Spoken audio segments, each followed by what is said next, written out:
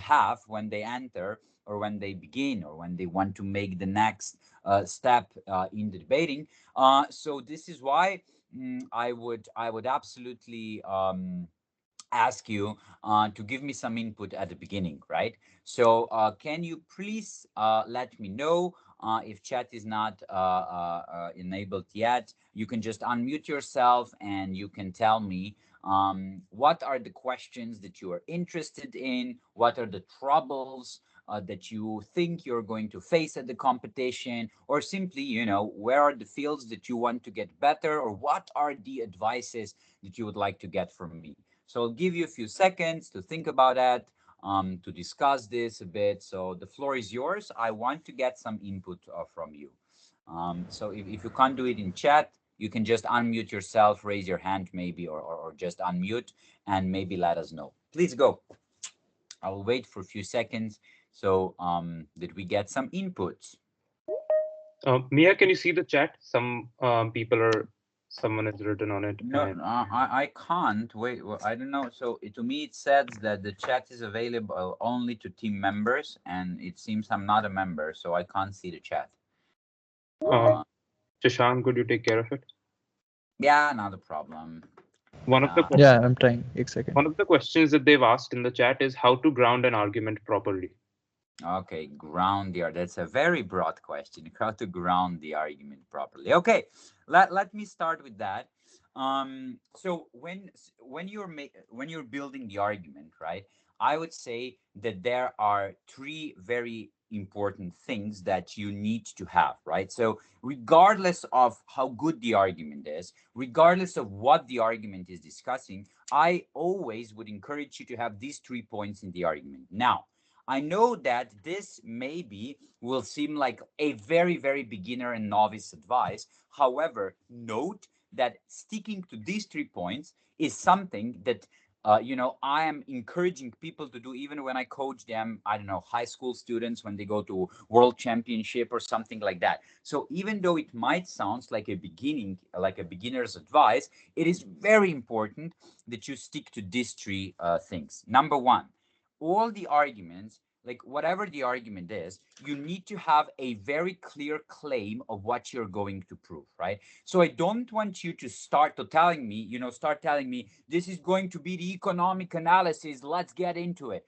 Never do that. I want you to know what are you going to prove in this argument. What is the claim, what is the conclusion of the argument that you're going to get to, right? Very, very important. Not just because it's more clear, not just because it's easier for the judge to evaluate the argument, but because of this also structured the way you're thinking and developing, instinctively developing the argument. So if you say, oh, let me do the economic analysis, I can guarantee you that you're going to develop this argument while you're going to be speaking absolutely differently if we compare this to you saying, in this argument, I'm going to prove you that this and this economics action is going to create an unemployment in this region, right? If you have a clear claim what you're going to do, very, very, the argument is going to be very, very different. About the claim, I'm going to give you 2 points that I want you to think about, and that I always want you to take care of. Number one, make sure that you create claims about the things that are controversial, about the things that teams are going to disagree in the debate, right? For example, I have just seen today in the morning the debate of university students on the topic that we should ban Twitter profiles of people who are using hate speech on social media or something, right? By the way, I'm very well known for that. Sometimes my students are annoyed by that. That I always, when I give a lecture, when we don't have a session where we would, where we would train things, when I have sessions, lectures, I always give very, very, very easy examples. Why? So that we all are able to learn, what's the point, what we need to do, so that we all understand that, and then you can try to implement this with harder motions at the competitions. So I will now use like quite simple motions. Okay, so I listened to debate, you should ban Twitter profiles of people who are using hate speech on social media. And the opposition had the argument, freedom of speech is a human right, right? I mean, good argument, relevant argument. But my point, like I as a judge or I as a coach, a teacher in that situation, I was like, yeah, duh. Obviously, that's a human right. Obviously, it's in a declaration. Why are you telling me that you are going to prove me in this argument, in this claim that freedom of speech is human right? That's not controversial. Obviously, it is, right? Then when I told them, then they need to redo their speech. They needed to redo their speech, and one speaker made a change, and they said, we are going to prove that if you ban Twitter accounts, you are violating the freedom of speech and the human rights. And I was like, duh, yeah, that's literally the motion. You're just describing me what the motion is doing. Yes, the motion is saying you should violate this right because of I don't know what, right? There must be some reason that proposition government needs to come up with, right? So again, not a controversial thing. Obviously, if I would get a point of information in the debate and somebody would say, but do you really want to violate the human right by banning? I would say, yes, that's literally my whole case. This is what I'm trying to prove, right? Not controversial. So make a controversial claim. In this particular example, the controversial claim would be protecting absolute freedom of speech is more important than safe and whatever clean in discourse or environment on social media. So in this case, the controversial part is comparative, right? Why one is more important than the other. That is something that's controversial. This is something that you need to prove me. All the other things, not controversial. Violating human right, obviously, right? The freedom of speech, human right, obviously. I don't need like 5 minutes of analysis for that. Also, like, what will be your analysis? Have no idea. So make claims that are going to be controversial. Point one. Point two about the claims. Always when you're making arguments about impacts, because let's be honest, in majority of cases, you are going to make arguments about impacts. We can, if you want later on, also delve a bit into how to make principled arguments. However, usually you do make a practical arguments. You do claim something will happen, right? When you do so, try to make sure that you do two things in the claim. That you in the claim show me how that you claim that you're going to get from point A to point B. That's the point, right? And what should point A be? Point A should be unique characteristic of your side, and point B should be the impact, the change in the world that you expect is going to happen.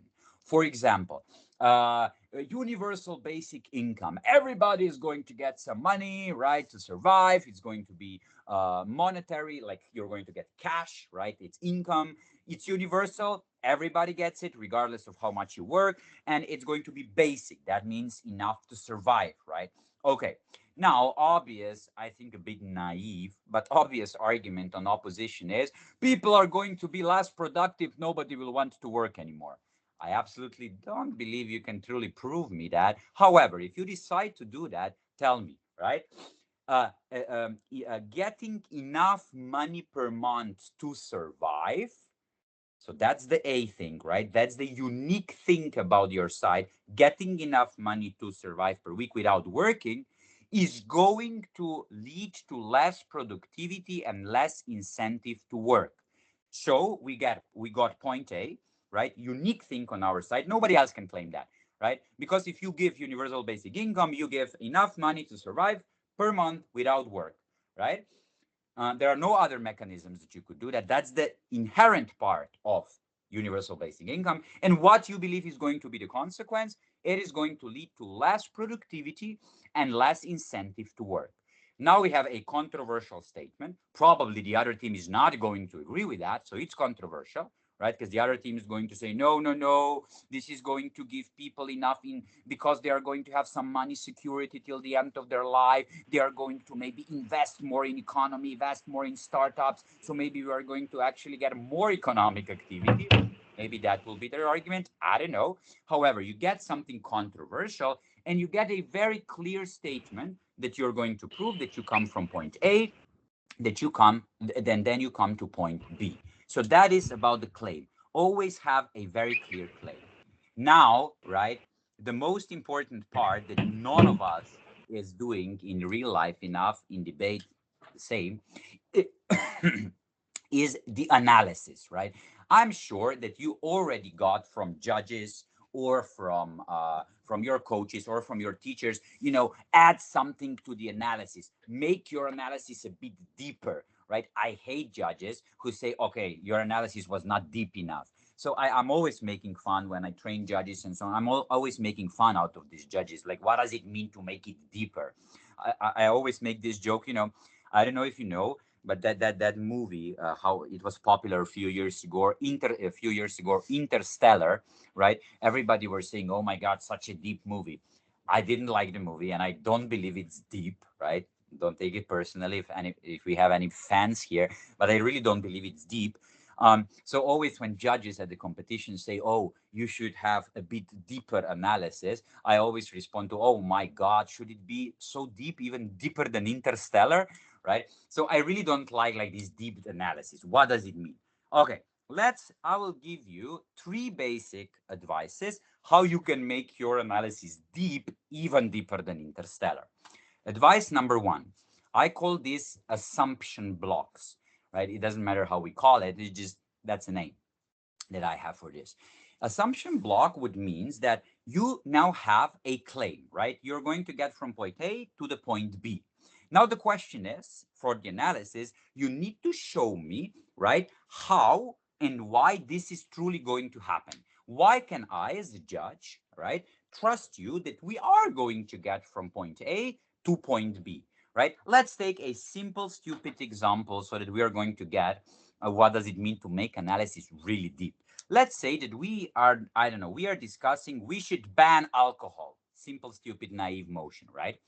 And let's say that we are opposition, and our claim is if people are going to lose legal access to alcohol, that is the inherent characteristic, right, of that side, unique characteristic, there will be the black market will arise. So from point A, that is unique characteristic, we get to point B. That is controversial, right? The other team probably will not just agree with that. We need to prove that. So now we know what do we need to analyze. Now, the first idea how you can analyze this is you can simply ask yourself a question. What are the assumptions or what are the conditions that need to realize in reality, that need to happen in reality for these to truly happen? So, the moment when you in reality lose legal access to alcohol, what are the things that need to happen for the black market to rise, right? Now, if you cannot come up with any assumption, the way you can help yourself with is you can simply ask yourself if the other team on the other side will try to say that this is not true, that this is not going to happen, what would they say? How could they refute that? Not how would they compare the impacts, not how would they would address, is it relevant, isn't it relevant? No, what would you say, or what the other team could say to prove that this is not true, that we are never ever going to get from point A, losing legal access, to point B, which is black market. And I think there are at least four assumptions, right? Speaking out of my head now, there are at least four assumptions that needs to be proven in this very simple, stupid case, right? Assumption number one, people will still want to drink alcohol, right? So that needs to happen. So the first thing you need to prove me is people will still want to drink alcohol. Now the second thing that you need to prove me is, I also want to drive 120 kilometers per hour on all the roads. I really want that, but I'm not doing that because I would pay some fines, right? I don't want to break the law, even though I really want. That means that you also need to prove not just that people will still want to drink alcohol, but that people will be willing to violate the law to get alcohol. So we already have two assumptions, 2 points of analysis. Then, it's not enough that you want alcohol. It's not enough that you're willing to become a criminal to get alcohol. You also need some people who are going to produce and sell alcohol. So that's the third assumption already that needs to happen in reality if you want to get the alcohol, if you want to get the black market. And there is another one, right? If you ask yourself, what would opposition say at this point now, right? How would they try to show that our argument is still incorrect? They could always say, well, okay, you can have people who want alcohol, who are willing to violate the law to get the alcohol. You might have people who are producing and selling alcohol, but, right? You still can have state and police who is going to just simply put people in prison, right? If they do that. So we also need to prove on our side that the state will not be able to control this.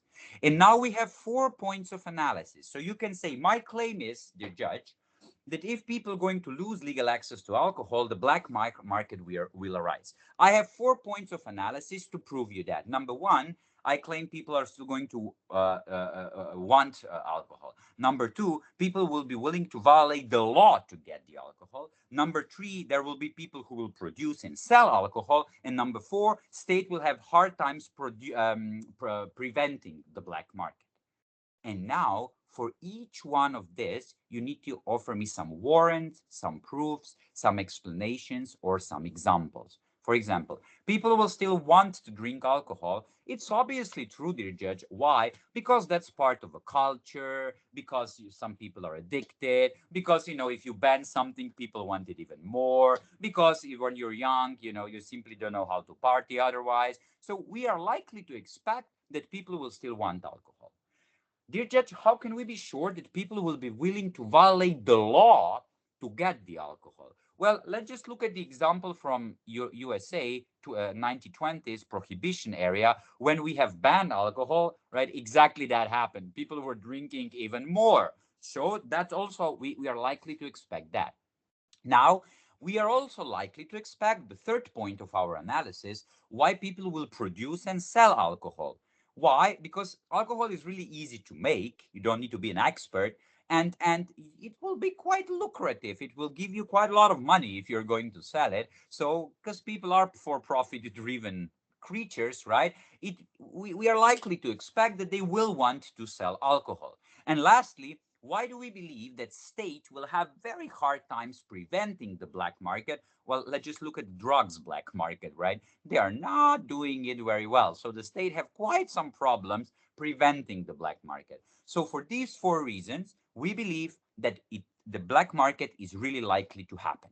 So you see, now from a very simple, stupid, obvious connection that is almost intuitive to all of us, that is, if you lose the legal access to alcohol, black market will happen. Now we made a 4-point analysis that sounded quite deep, that was divided into more points and so on. So this is the first way how you can always try to make your analysis deeper. Second way how you can make your analysis deeper is to introduce three steps strategy. So after you make a claim, you can firstly discuss the status quo and the root causes of status quo. Then you move to what is the change going to be. Let's say let's start let's stop with these two steps, and you can divide the change, how it is going to happen, in more steps according to more stakeholders, right? Again, it sounds simple, stupid, but it will work brilliantly. Let's say that we have the argument, this house believes that we have the motion, this house believes that EU should stop development aid.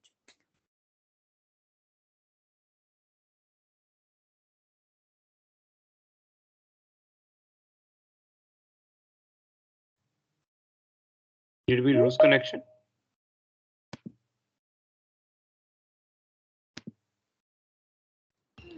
Yep, there we are. Yeah. So I'm back. I don't know what happened. Okay, I'm back. So the EU should stop development aid for those members who are, I don't know, having some anti-democratic practices, right? For example, in Europe, that would probably Poland, Hungary, something like that, right? I don't know. opposition, their, I don't know, media manipulation, or like, fighting opposition with some illegitimate, or let's say anti-democratic means, and so on, right? And proposition, obviously, in this case, will make an argument that this might uh, uh, uh, push for democratization of these countries, right? Now, how to build a good argument? Why will this happen? Firstly, right, you make a claim. If we stop development aid, that's unique characteristic. We're making a claim. So if we stop giving some financial resources to these people, they will change their behavior for like in a democratic way. So this is what now we're trying to prove. That would be a good claim for this argument. Now, how to prove that, or how to analyze that with this second strategy: problem, description of status quo, and the change analysis divided on stakeholders. You could say, look, why do we have the rise of anti-democratic practices, right? You would say, number one, there are voters who simply vote for these leaders, right? None of these leaders like took over in Europe in an anti-democratic way. They were voted in. For example, if we go out of Europe, such as Trump is probably the very likely example the debaters would use, right? Without any political judgment here, right? I'm trying to be neutral. One problem, one description of the status quo is we have problem with voters who a lot of times do give support to these leaders. Number two, we have leaders, right, who feel empowered by their voters, who don't feel any consequences, and who simply can proceed with, gathering power, centralizing power. And then we have other countries, right, who see that nothing happens to the countries that do have anti-democratic regimes or do have like anti-democratic practices done by their government. So let's say that these are the three problems or the three root causes that brought us to the situation where we are now. Now you say, okay, let's analyze what will be the change that we believe is going to happen, right? Like, you can analyze exactly the three stakeholders that we have now mentioned: voters, leaders, or neighboring countries. And you say, okie dokie, why we believe that voters might change their behavior. And how do you analyze the voters? Additional strategical note here. You can always, firstly, look at what are their incentives. Why do they act as they do? What is their motivation to act? And then you show me, why do you believe that your motion, your claim, is going to bring change in their behavior? Voters vote for whatever they believe in, right? However, they usually want benefits for them in their country later on. The moment, you can now say, what is the change? Voters, the moment when they're going to see that because they were voting for specific leaders, that means that their country got less development money, or is able to proceed with less infrastructure project, give them less for, I don't know, strong welfare and so on, they might change their behavior because they will want benefits for their action, for their country and for themselves. So now you showed me that there is a big chance that on a level of voters' body, we are going to get some sort of switch towards democratization. Leaders. What is the point of leaders, right? What are their incentives? Their incentives are to have power, to be voted for, and to be able to claim that they do have support in their country, right? What you could say, the moment when they're going to start losing money because there is no aid, they will not be able to proceed with a lot of projects. They might get some sort of backlash from their voters. So they are likely to expect to change their behavior in order to secure these funds. And neighboring countries, right, that already show some anti-democratic tendencies, right? These countries, right, at this point are showing anti-democratic tendencies because they don't see that there would be any punishment for them, any repercussions, any negative sanctions. So the moment where they are going to see that countries are punished, if you are within the European Union and doing anti-democratic things, That means that this also might affect their behavior because it will change their calculus, their political behavior. So now what you did is you firstly analyzed the root causes of the status quo. Why do we have the rise of these anti-democratic practices? And then you said, okay, what is going to be the change? And you named three stakeholders and you have analyzed them in 2 points. Number one, what is their incentive? How do they work? How are they motivated? How do they make decisions? And number two, why our motion, that is to say, unique thing on our side, in this case, that means removing some financial resources, is going to affect them and create a change. So that would be the second way how you can make your analysis deeper, even deeper than interstellar. Last one that I usually show is I call this so the first I call this the why chain. Obviously, ask yourself a question: why is that true? Why is that true? Why is that true? As much as possible, obviously. However, there is a particular way how you can facilitate and utilize this. Let's take another simple, stupid motion. Let's say that we have motion on capital punishment, right? We should introduce capital punishment, death penalty. You might get killed as a punishment by the state, you know, for a big crime that you did, right? Now a lot of teams, right, obviously the first argument here would be we need to have we there is a big problem of high crime rate. We need to decrease the crime rate. People will commit less crime if they will be afraid of the punishment. So the claim here would be, having strict punishment is going to decrease the crime rate, right? Now let's try to facilitate the why question or the why chain to make our analysis deeper. Look, first step here is you need to come up with intuitive answer. Why do you believe that people will commit less crime? So the most intuitive, simple, stupid answer, exactly the one that if you would only make this answer, the judges would say, okay, good answer, but not deep enough. So your answer would probably be, yeah, people might be afraid of the punishment, right? This is why they won't do crime. Okay, that's the intuitive answer. Now let's make it deeper. The way to make it deeper is, so now we have it like, if I would have a board and everything, I would draw this to you, but let's just do it like that. Now you have your basic statement, right? We believe that people are going to be afraid, right, of the punishment. And this is where you start the analysis. Now you proceed in two ways, upwards and downwards. When you go upwards, I want you to ask yourself a question, why and how, as long as you don't get to something that is absolutely intuitive and non-controversial. That is to say, people are going to be afraid of punishment. Why would be people afraid of punishment? Because people would not want to die and they are afraid of that. Why are people like, why are you so sure that people are afraid of that? Well, because all the psychological and sociological studies show that that is one of the most common, biggest fear of all the people in all the cultures. This is now quite intuitive. I don't believe that the other team will say, no, we disagree. We think nobody fears that, right? So now you went upwards. You said people are going to be afraid of this punishment. Why are they going to be afraid? Because people don't want to die. Are you sure they don't want to die? How are you sure? Why are you sure? Well, because that's the biggest fear. So now we got to intuitive statement that can lead us to our point that people will be afraid of punishment.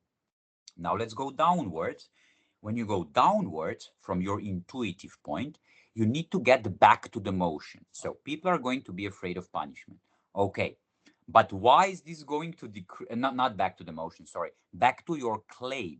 Because your claim is not people will be afraid of punishment. Your claim is the crime will decrease, right?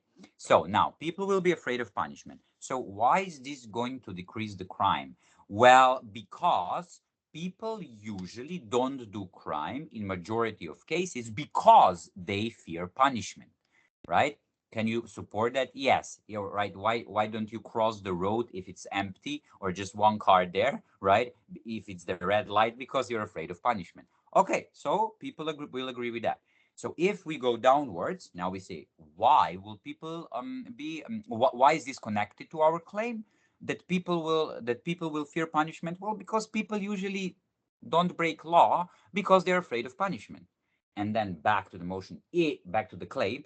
Why is this showing us that the crime will decrease? Where? Because if people are now afraid of punishment, and if we know that people fear this punishment a lot, and if we also know that people usually don't break the law because they're afraid of punishment, that means that we are likely to expect that the crime will decrease. So, from a very simple intuitive statement, people are afraid of punishment, will be afraid of punishment, we went up to the most intuitive point, right? So, why will they be afraid? Why? Well, because people fear death. And then we went down to the directly to the claim, which was decreased crime. Why the fact that they are afraid will mean that the crime will be decreased. And now we have a vertical nice picture with a lot of points that starts with intuitive claim. That claim is, look, people fear death. That is one of the common sense statement.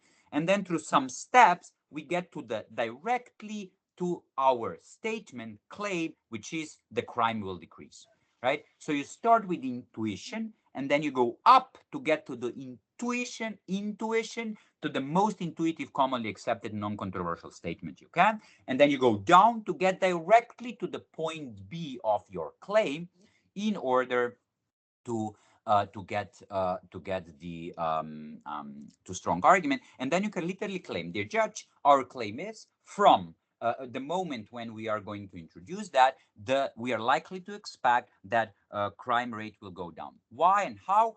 We are going to show you that this statement goes directly from very intuitive truth, which is that people fear death. Now, let me show you how from this intuition that everybody agrees with, I can bring you directly to the statement that I have given you at the beginning.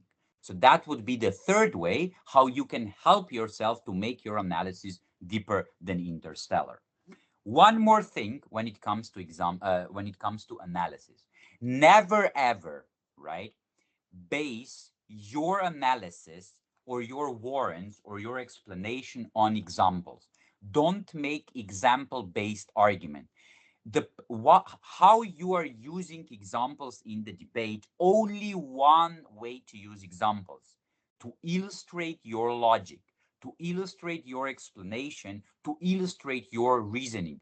Don't give me, so that's this example, now we are likely to expect this going to happen. No, always logic. Only after this you can give illustrations to show that your logic is also already happening in real life, was confirmed in different geographical, historical situations, and so on. For example, and like, not just because that's, logically better, also because judges, if they're going to have one example and some structural logical analysis on the other side, they're always going to go with the structural analysis, with the explanations, with reasoning, with causation, not just with a very, very good example. Because debating is not example ping pong and discussion on who has better sources, right? It's like discussing the reasons behind. To give you one example to explain this. Let's say that we have the discussion, the motion. This house supports China's investments in Africa, right? Obviously, I mean, if we would discuss strategy, I would say that is not even only about whether China is doing more harm than good in Africa. This is much more about soft versus military power. It's much more about counterfactual possible alternatives, right?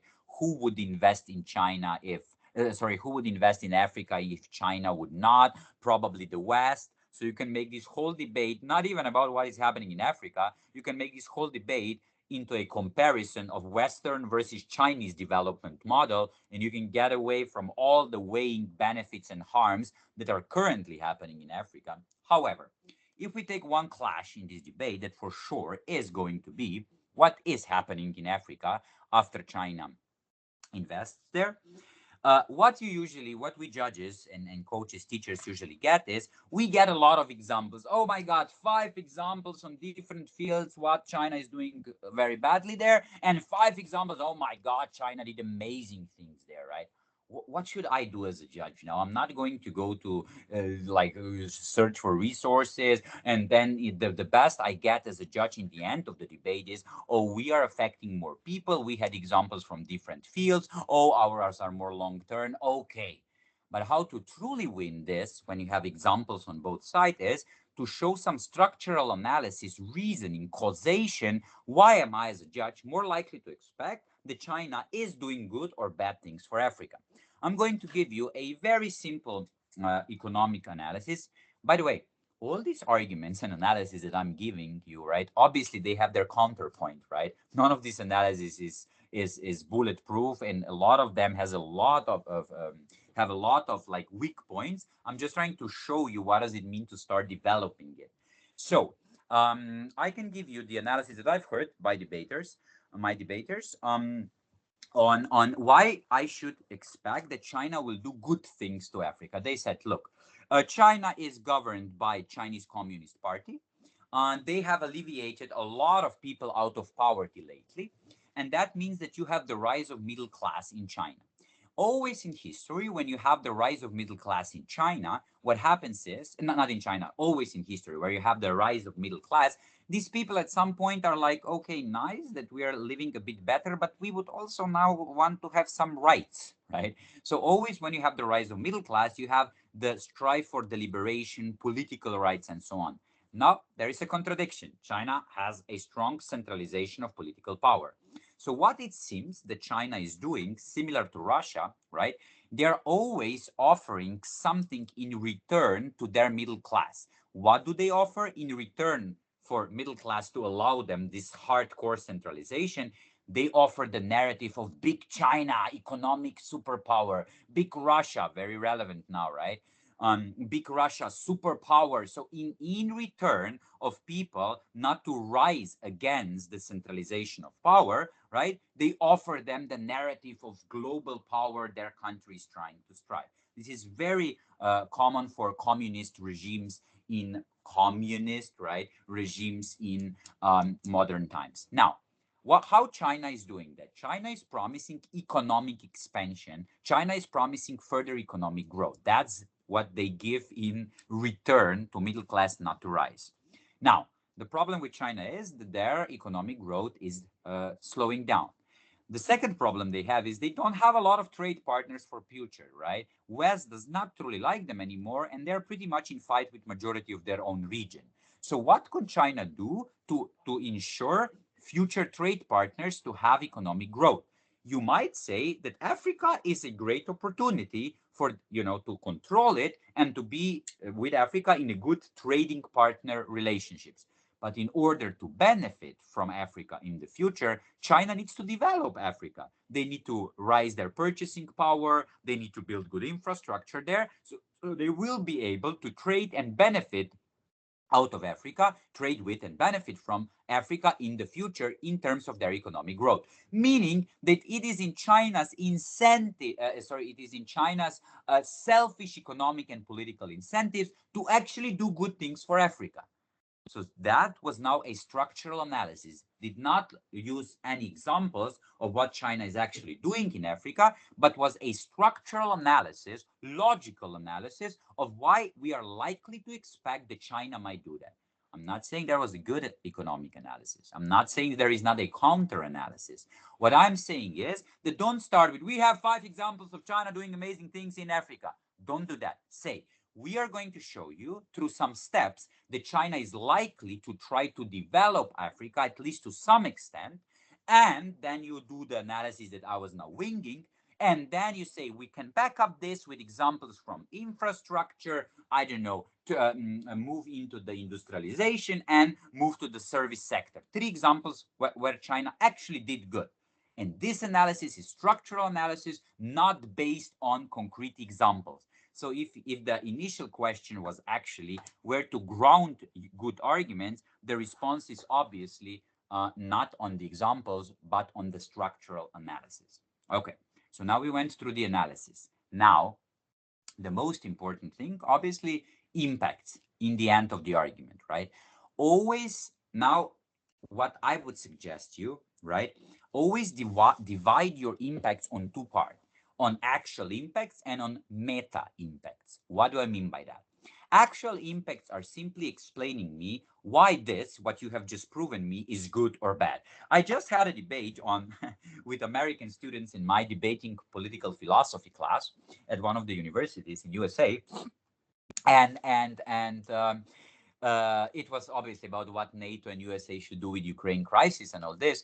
And I don't know which side it was, but they offered me brilliant analysis on if USA does this and this, whatever, then USA is going to lose their power in international relations. They gave me examples, structural analysis, a lot of theories. It was really good. But then in the end, right, I simply asked them after the debate, yeah, but what I don't know, is now this good that they lose power in international relations, or is this bad? I mean, if you're pro-America, if you want them to be global policemen, then this is terrible. Oh my God, they're losing power. If you hate America, if you're anti-America, if you believe that they did bad as a superpower, then you're like, yeah, finally they are losing power, right? So you need to tell me what are the impacts of the thing that you have proven. Why is this good? Why is this bad? Why is this relevant? Why should we care about that? If you prove me that the black market will happen when we ban alcohol, you need to tell me why is that bad, right? Probably more money is going to go to the international to the criminal circuits. Probably there is going to be even less control over the quality of alcohol. I never know when my grandmother, creates some alcohol in her basement. I have no idea what is in. I don't trust her. Less control over the quality. Or even there will be more stigmatization. People who are alcoholics are even less likely to go to the doctors, to therapeutic groups, and so on, because it will be illegal. So these are bad impacts. This is why this is bad. So always be very strong on impacting, right? Obviously now if we would have more time here, we could focus on weighing impacts and comparative analysis of impacts. Don't just tell me these are the impacts, these are the harms. Tell me why these harms are bigger than the benefits or harms on the other side, right? In terms of number of affected people, in terms of groups that are affected, right? In terms of how very reversible or irreversible the harm is, in terms of time frame, short versus long term, and so on.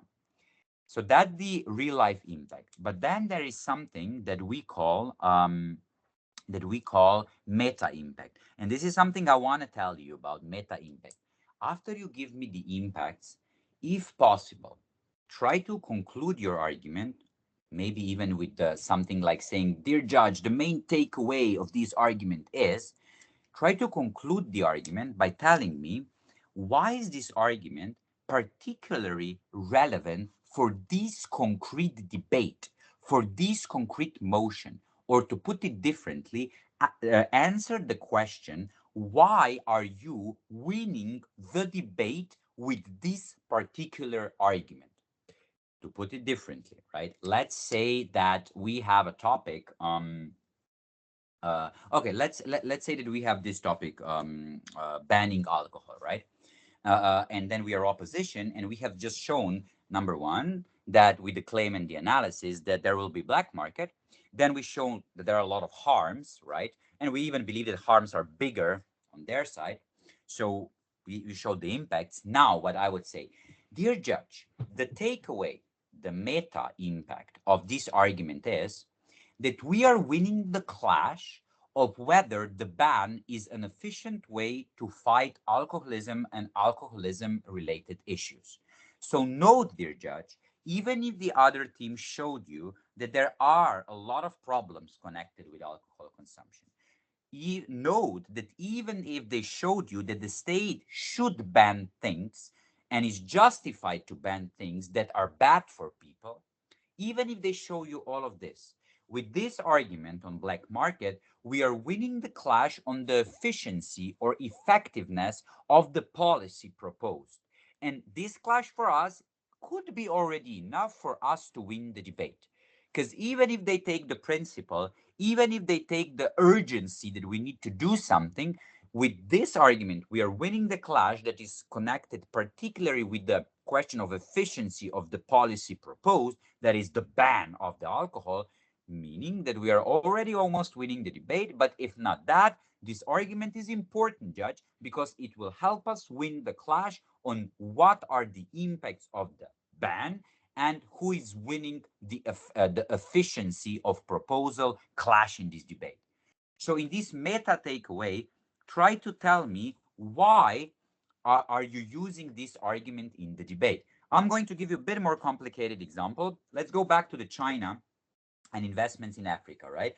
Let's say that you support Chinese investment in Africa, right? You support. You could give an argument. We believe that the claim, Western development model is very, very bad for developing world.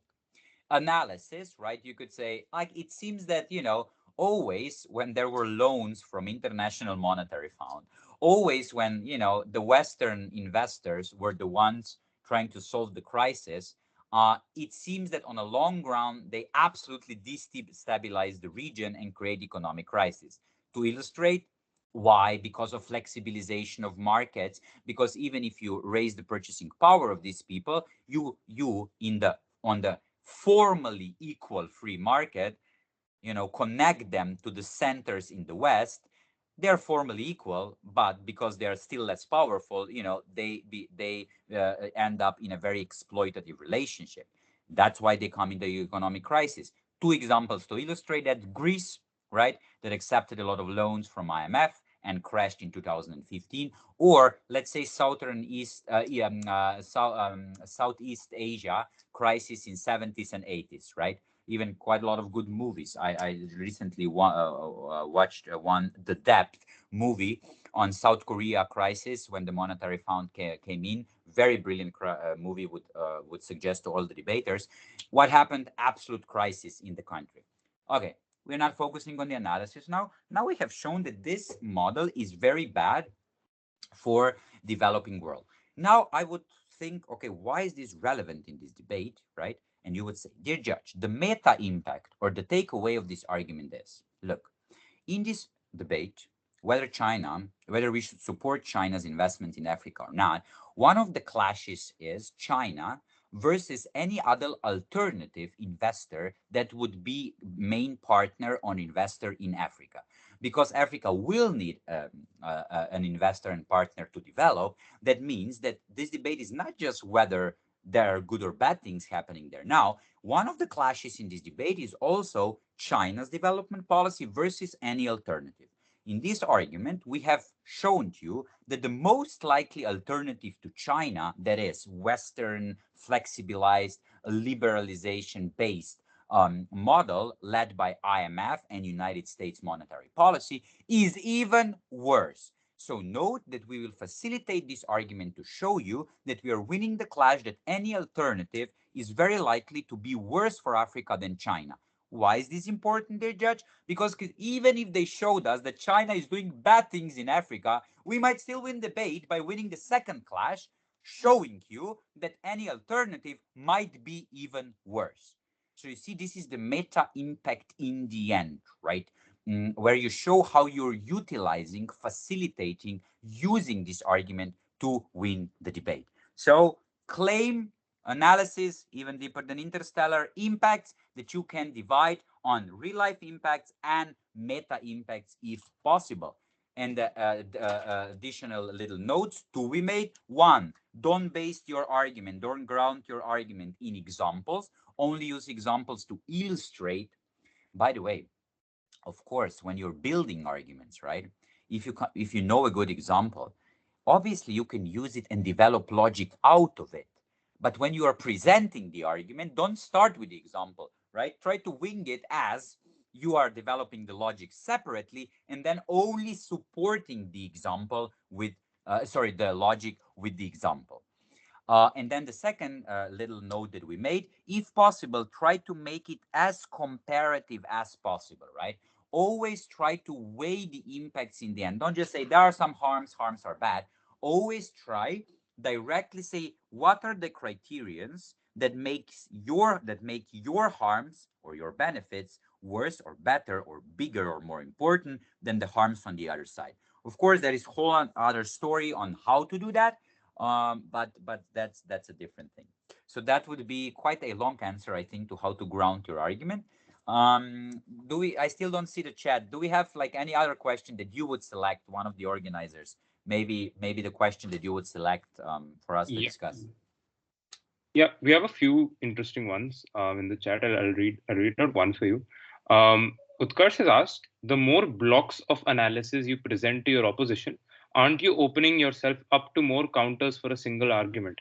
Any single one of which can disprove your argument. That's a very good point. That's a very good point.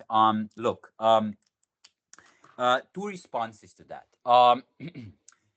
Number one, it is always good, not good, it's always necessary, I'd say, to divide your analysis on several points.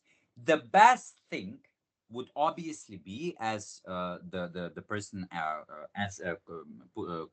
giving this question has pointed out, that these levels of analysis are absolutely separated from one another. We did encounter one of these examples in my second strategy for analysis that I have presented. That was the change for your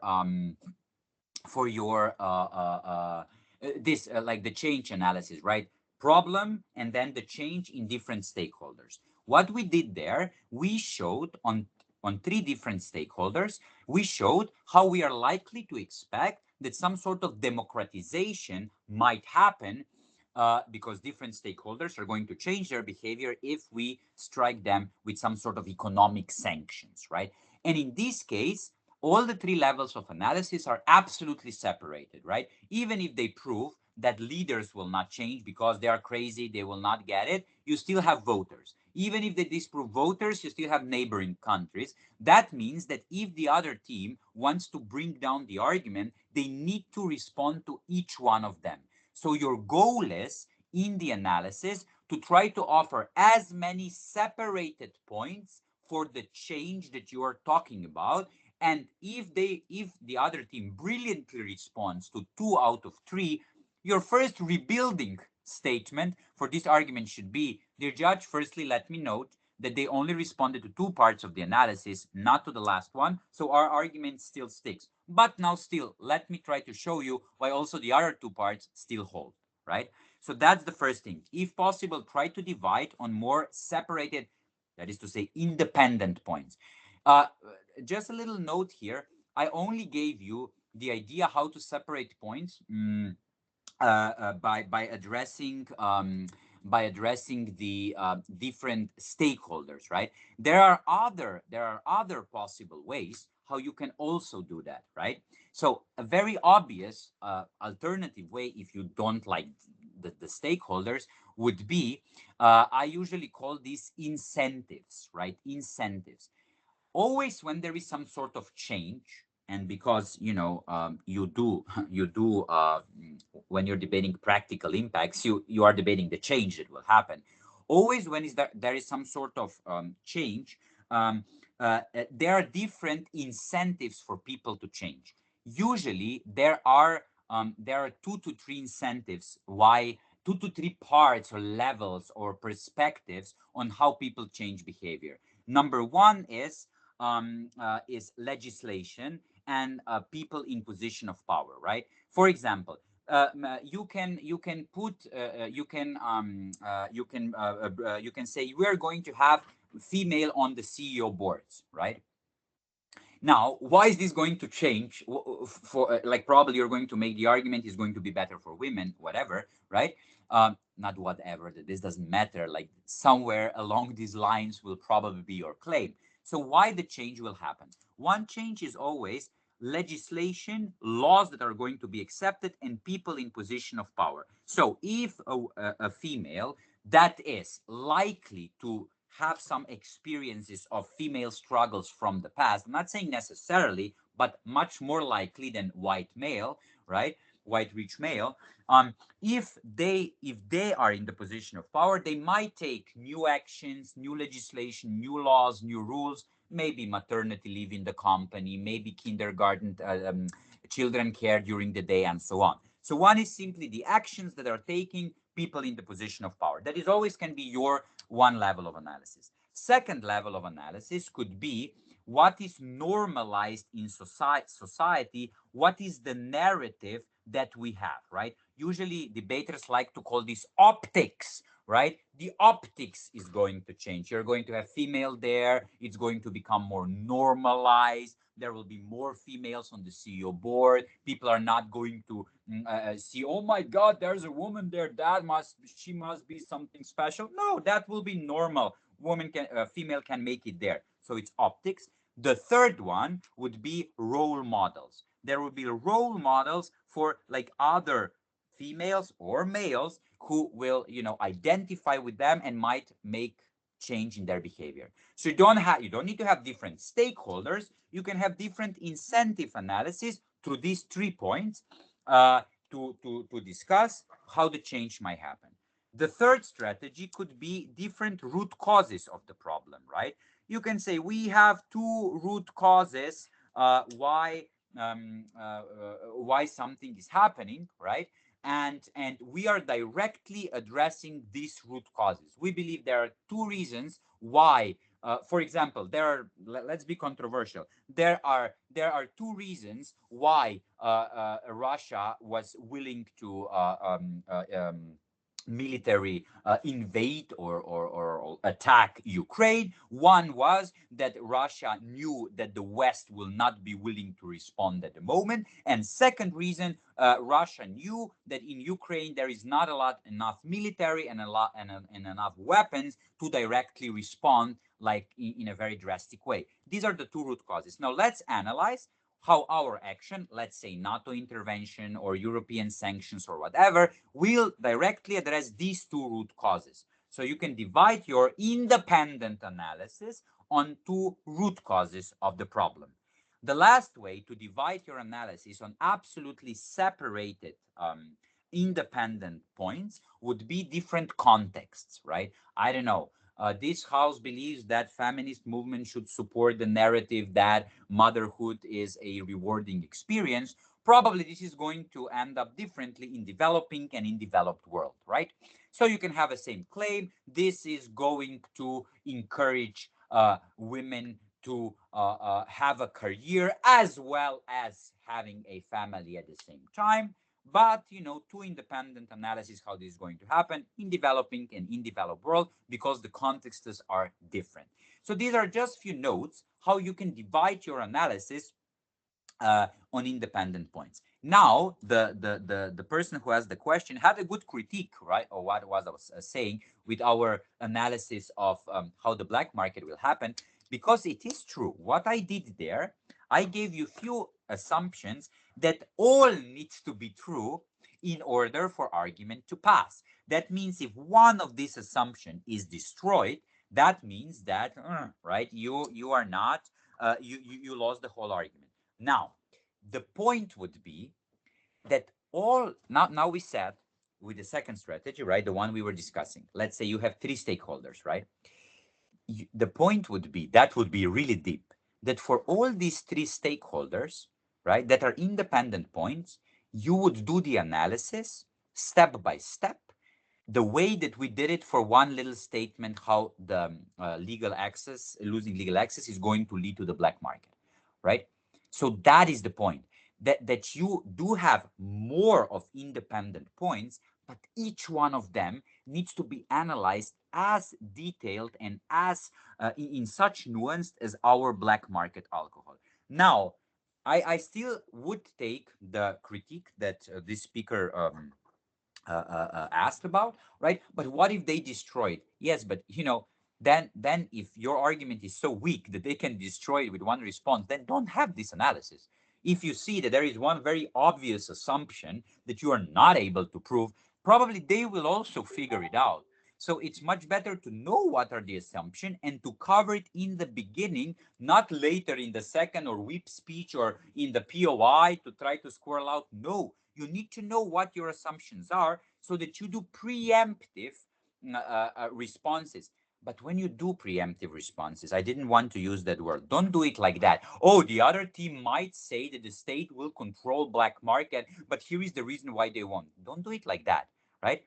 do it in a way that you say, okay, there are 4 reasons why and how this will happen. These are these 4 assumptions. And then you analyze it. You don't care what the other side will say. You just analyze everything in details. This now sticks. And you obviously need to be willing to defend that. If you're not able to, then you just don't have a strong argument. Then I would suggest to try to switch the argument.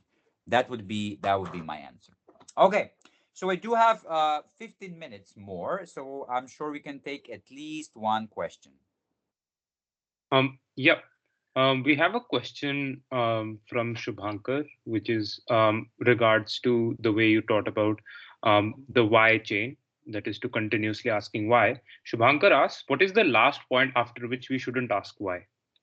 Okay, very good. You know what? I can I share this? I can share the screen, right?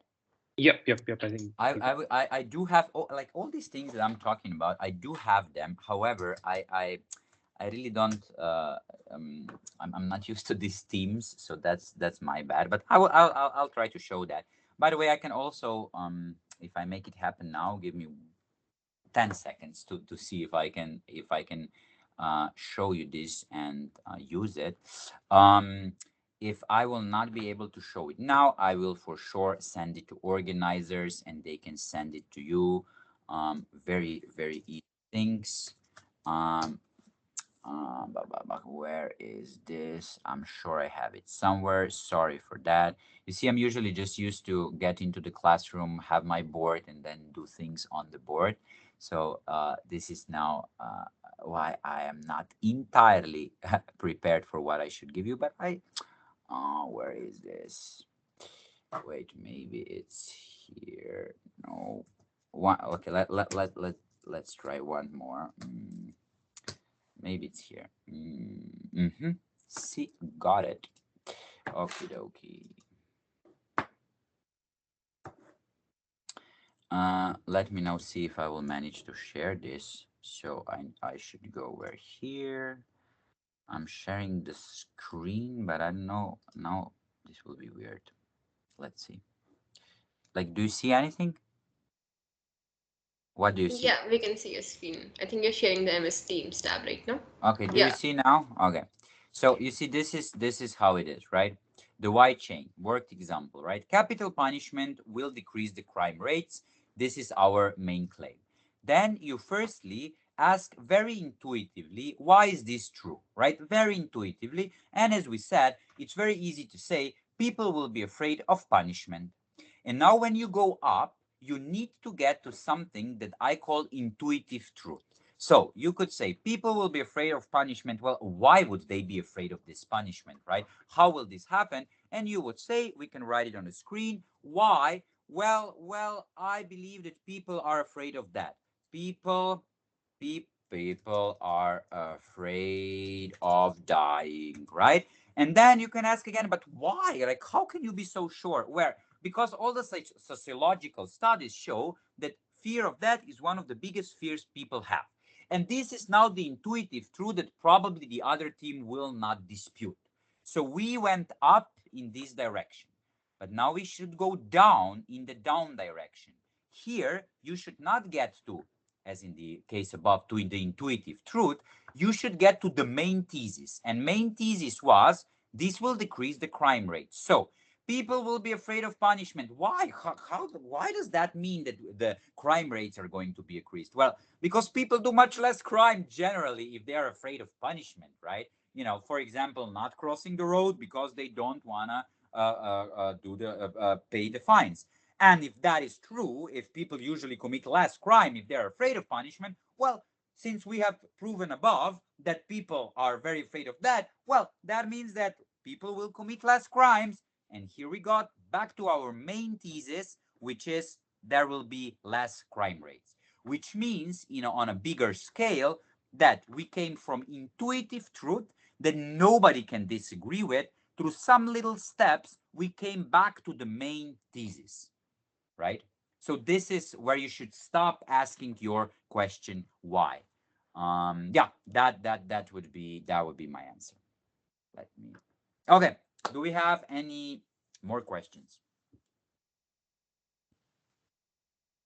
Yeah, I have one more. Just give me 1 second to read it out. Yeah, I'm not sharing my screen anymore, right? Okay. Mihir has asked sort of a strategic question. They say that we can have multiple arguments. In that case, the takeaway part or why we're winning should be after each argument's analysis or after all arguments have been stated. I mean, okay, so that's this I assume is the question about meta impact, right? I think that the answer is obvious, but so here the answer. Okay, so everything I've told you so far is something I would radically stand behind, right? Meaning that, I would say this is exactly how you need to do it because it will end up well for you.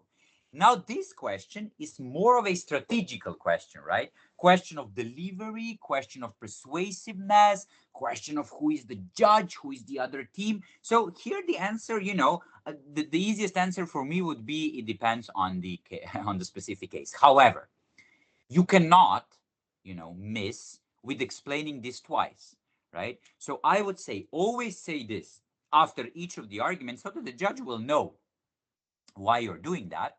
And secondly, in the end, you can always do a summary of your speech, not just to repeat your claims, not just to repeat your proofs and warrants. The judge should have this already. What you do in the end is, what have I proven you in my speech? For example, let's say that you are supporting China's investments, right, in Africa, and you have two arguments. Argument number one: China is doing great things in Africa, and you don't base this on examples, but you rather give the analysis how this is in the economic interest of China, right? And then you give some examples and then you conclude. With this, we are winning the argument, the clash. Does China at this moment do more harm than good in Africa? So that is the clash that we are winning, showing you that you are likely to expect the judge that in a current situation, China is already doing good things on balance. Second argument in our speech is the argument on Western model is bad. Flexibilization leads to destruction of economies in developing countries into so-called poverty or debt trap. Okay, you explain why Western model IMF is worse. Then you conclude the argument by saying, what is the takeaway? What is the role of this argument? How are we using this argument to win? Simply to show you that even if you don't take our first argument, dear judge, even if the other team will show you that China is doing actually more bad than good things in Africa, we are still winning the argument, the debate. Why? Because we showed you that any alternative is even worse. So we are using this argument to win this clash. Now, ladies and gentlemen, to conclude my speech, as we said at the beginning, we believe this debate is dominantly going to be about two disagreements. Number one, what are the actual impacts of Chinese investments in Africa? Clash number one. And number two, are there any better alternatives if China backs out? We showed you with argument number one that there are already positive benefits, positive impacts on balance in the current situation with Chinese investments. And with the argument number two, we showed you that we are winning the second clash, saying that any alternative is probably be worse. So you see, you showed the takeaway at the beginning, sorry, at the end of each argument, and in the end, you did a summary. How I believe, the judge, you should weigh this debate. You were going to have two disagreements, two big clashes. Now let me show you our first argument for first clash, second argument for second clash. So that would be the thing. Okay, I unfortunately need to go now because I'm starting another lecture. I hope it was something useful. I will allow the organizers, I don't know, to if you want, share my email with the participants if they want to ask any additional questions. I will send some materials like the thing that I've shown, and yeah, that's it. I hope it was something useful. It was short. Unfortunately, I'm having lectures in my school later on, so need to go. But yeah, hope it was something useful. Yeah, thank you so much. I think I'm 100% sure I'm already getting feedback from kids that they loved your workshop, and hopefully everyone else feels the same.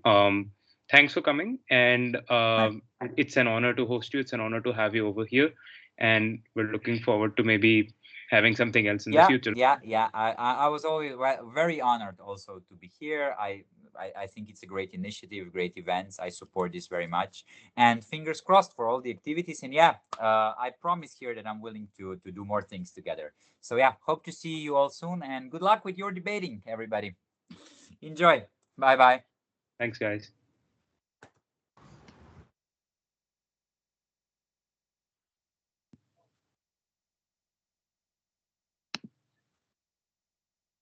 Recording and all stop kar दें, and let's just end this. Thank you so much for joining. I hope this was